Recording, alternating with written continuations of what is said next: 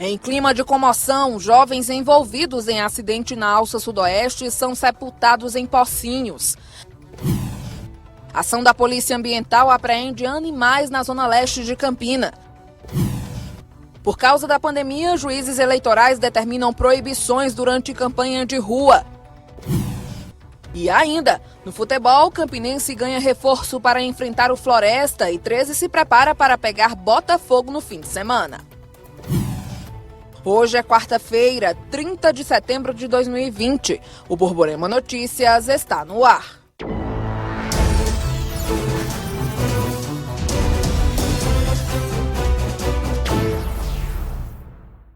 Olá, boa noite. A gente abre o Borborema Notícias de hoje falando sobre o clima de comoção que tomou conta de Pocinhos hoje, na despedida dos 2 jovens que morreram no acidente que aconteceu na Alça Sudoeste no fim da tarde da última segunda-feira. Renato Diniz foi até lá e conversou com os parentes das vítimas. Nesta casa, localizada na rua Luiz Cavalcante Ribeiro, no bairro Nova Brasília, em Pocinhos, moravam o jovem Alexandro Cassiano da Silva, que tinha 25 anos de idade. Ele era filho de Dona Maria Cristina Silva, uma dona de casa que teve 9 filhos. Segunda-feira, ela recebeu a notícia da morte dele em um acidente na Alça Sudoeste, em Campina Grande. Ela pediu que ele não fosse à viagem. Dona Cristina convenceu um outro filho, mas Alexandro decidiu ir no caminhão como ajudante, que levaria brinquedos para um parque de diversões que seria montado no bairro Portal Sudoeste, em Campina Grande. Ele saiu para trabalhar, só que eu pedi a ele que ele não fosse, que realmente ia os dois irmãos. Aí um desistiu e ele foi, porque ele já era acostumado e o outro não era ainda, ia ser a primeira vez. O velório foi na residência onde ele morava.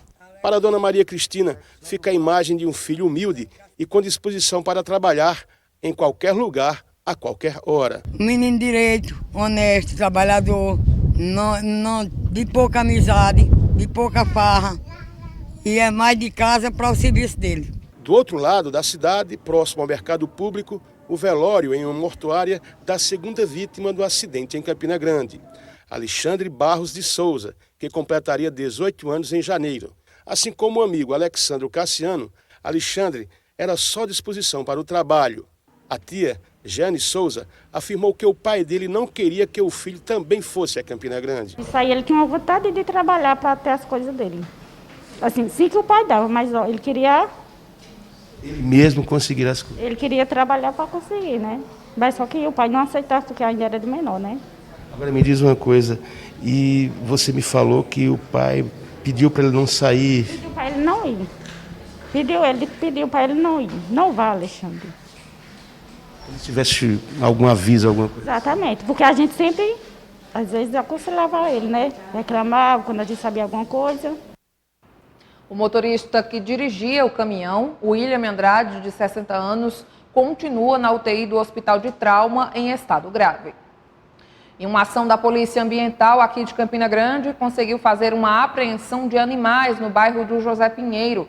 Vários pássaros foram confiscados. A Polícia Ambiental não tem dado trégua à criação de pássaros em cativeiro de forma ilegal em Campina Grande. Praticamente todos os dias são apreendidas gaiolas com diversos pássaros da fauna brasileira que estão em extinção ou não podem ser criados em cativeiro. E as ações não param. Temos ações orquestradas costumeiramente e estamos agindo de forma contundente contra o comércio de aves da fauna silvestre que são frequentemente comercializadas ilegalmente, né? Nas feiras, em alguns bairros da cidade tem alguns pontos quentes que a gente já tem levantado e estamos combatendo aí com ações diárias. Na manhã desta quarta-feira, a Polícia Ambiental esteve no bairro José Pinheiro e apreendeu 11 pássaros, entre papacapins, golados, bigodes e azulões. Uma pessoa foi detida.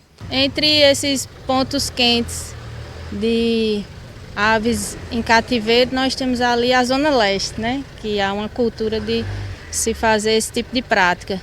Então a gente tem alguns levantamentos lá e hoje encontramos das pessoas já apontadas pelo Serviço de Inteligência que tem essas criações ilegais e apreendemos mais de 10 aves. Também estivemos nas feiras, final de semana foram mais de 60 aves. Tivemos em alguns municípios da região, em Areia, onde prendemos uma espécime que já está no rol das aves em extinção. Conforme a comandante da Polícia Ambiental em Campina Grande, a maioria das pessoas detidas não é reincidente. As imputações legais são muito sérias, as multas são altas. Aqueles que geralmente nós pegamos, conduzimos para a delegacia, multamos, se abstêm realmente de estar nessa prática, acabam se retirando dessa prática. Geralmente são infratores novos mesmo. Em Cruz do Espírito Santo, região metropolitana da capital, um homem foi preso com maconha e cocaína. Confira essa e outras informações no nosso Giro de Notícias. Em Cruz do Espírito Santo, na zona da Mata Paraibana, um homem de 27 anos de idade foi preso suspeito de tráfico de drogas. A ação aconteceu em uma casa no centro da cidade. A polícia militar abordou o suspeito no local após uma denúncia anônima e com ele apreendeu maconha, cocaína e mais de R$1.000 em dinheiro. Em Patos, no Sertão, um homem foi preso suspeito de ameaçar outro com uma faca. O caso aconteceu no bairro Dona Milindra. A polícia recebeu a denúncia e conseguiu localizar o suspeito tentando fugir em uma moto. O homem assumiu o crime e foi detido ainda com a arma na mão. Em Pombal, no Sertão, 2 homens foram vítimas de uma tentativa de homicídio. O crime ocorreu em uma casa no bairro Santa Rosa. 6 pessoas teriam chegado em motos e disparado várias vezes na direção do local. As vítimas conseguiram escapar pulando o muro e o caso será investigado. No próximo bloco, você confere as permissões e proibições na campanha eleitoral de rua, que está acontecendo de forma diferenciada por causa da pandemia. A gente volta já.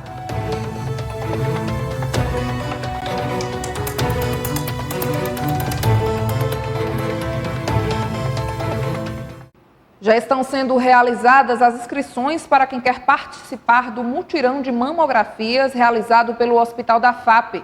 Marcos Vasconcelos tem os detalhes. A FAP está com uma programação especial para o Outubro Rosa. Eu estou aqui com Derlópidas Neves, ele que é presidente da FAP, vai explicar um pouco melhor para a gente. Derlópidas, que programação é essa?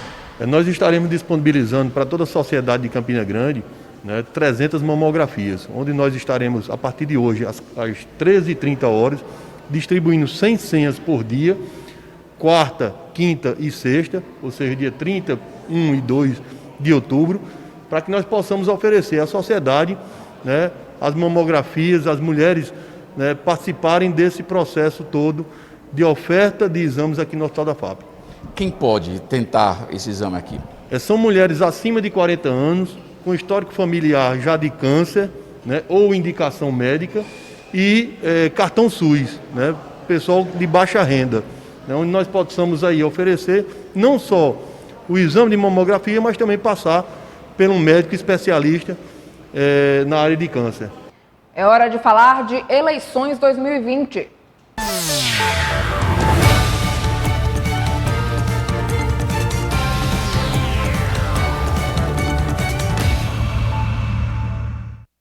Devido à pandemia do novo coronavírus, a propaganda de rua sofreu algumas mudanças nas eleições deste ano. O repórter Paulo Pessoa mostra o que é permitido e o que é proibido durante o pleito.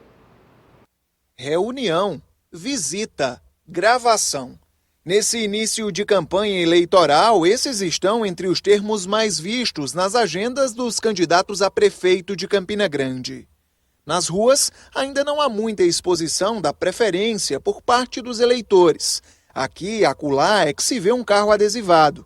Sinais de uma campanha que está começando tímida e cheia de mudanças por conta da pandemia do novo coronavírus.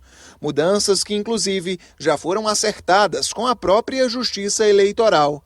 Na semana passada, 2 reuniões foram realizadas entre o juiz responsável pela propaganda de rua e representantes das 6 coligações. E ficou definido que, pelo menos nesse primeiro momento da campanha, eventos como carreatas, passeatas e comícios estão proibidos. Diante da situação vivenciada pelo país, Campina não é excluída disso.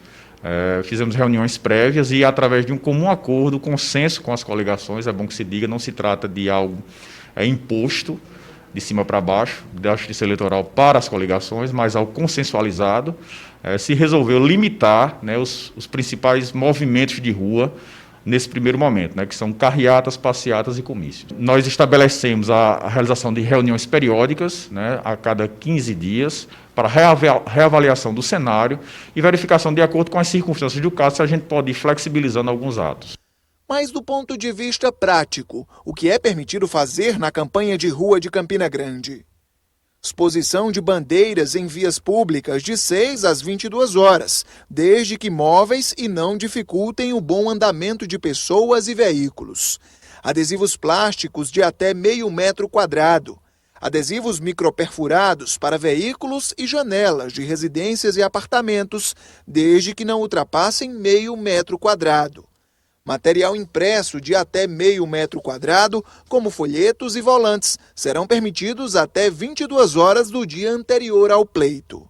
Com as restrições e mudanças em Campina Grande, a campanha na internet deve ganhar ainda mais protagonismo. Mas isso não diminui o valor da campanha de rua, já que muitos eleitores ainda não têm acesso ao mundo virtual. Ainda há essas pessoas que são excluídas do mundo virtual, né? Então o contato com o candidato, com as propostas, visualmente, isso é importante, né? Além do que a existência de uma aproximação entre eleitor e candidato também é importante, até para você conversar, dialogar, saber quais são as intenções daquele candidato. A propaganda de rua ele tem um elemento visual importantíssimo, porque mostra ao eleitor o candidato, né? As propostas, traz a sensação de que a campanha realmente começou.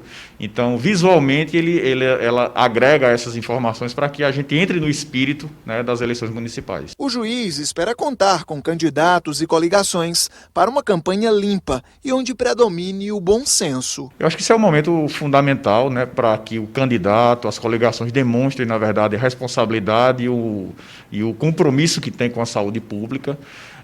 A gente tenta encontrar um ponto médio, né, que seja preservar a saúde, mas ao mesmo tempo possibilitar que o candidato tenha contato com o eleitor. Isso também é importante, não há como se desconhecer isso, mas a palavra de ordem é bom senso. Para as eleições 2020, quando serão eleitos prefeito, vice-prefeito e 23 vereadores, Campina Grande tem 6 candidatos a prefeito e 475 candidatos a vereador.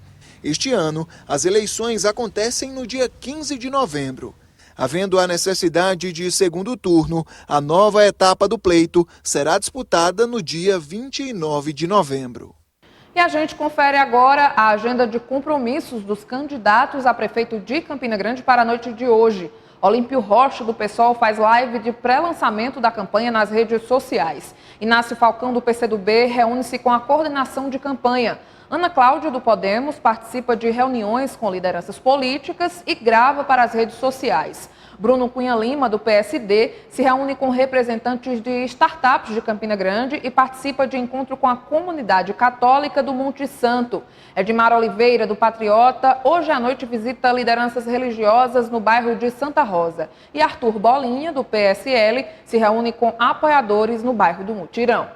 E o presidente da República, Jair Bolsonaro, vai visitar a Paraíba mais uma vez nesta quinta-feira. Bolsonaro desembarcará no aeroporto Presidente João Suassuna, aqui em Campina Grande, onde será recepcionado por aliados e correligionários políticos. Em seguida, o presidente segue em um helicóptero para a cidade de São José do Egito, na região do Pajeú, em Pernambuco. Veja no próximo bloco. 13 continua se preparando para enfrentar Botafogo da Paraíba no próximo sábado. E ainda, Campinense recebe reforço para o jogo contra o Floresta no domingo.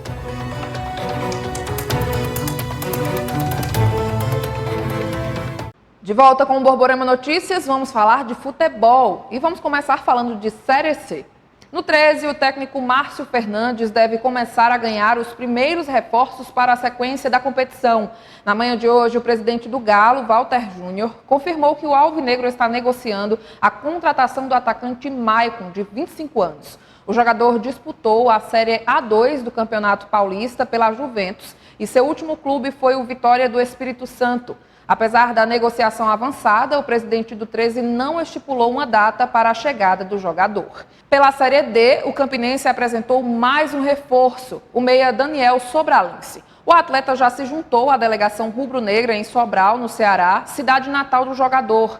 Daniel Sobralense foi recepcionado pelo superintendente de futebol, Dorgival Pereira, e assinou contrato com a Raposa. O meia chega em Campina Grande somente na próxima segunda-feira, dia 5, quando será integrado ao elenco para iniciar os treinamentos. Sobre a Libertadores da América, a fase de grupos da Copa Libertadores está chegando ao fim. Os times estão buscando a classificação nas oitavas de final do maior torneio da América do Sul. A quinta rodada, que teve início ontem, tem continuidade hoje, com 2 jogos, sendo um deles Flamengo e Independente, que acontece às 9h30 da noite. E a gente lembra que esse jogo será transmitido pela TV Borborema. Tá imperdível. E o Borborema Notícias fica por aqui. A gente volta a se encontrar amanhã aqui na TV Borborema, sempre a primeira. Você fica agora com o SBT Brasil. Muito obrigada pela sua companhia e boa noite.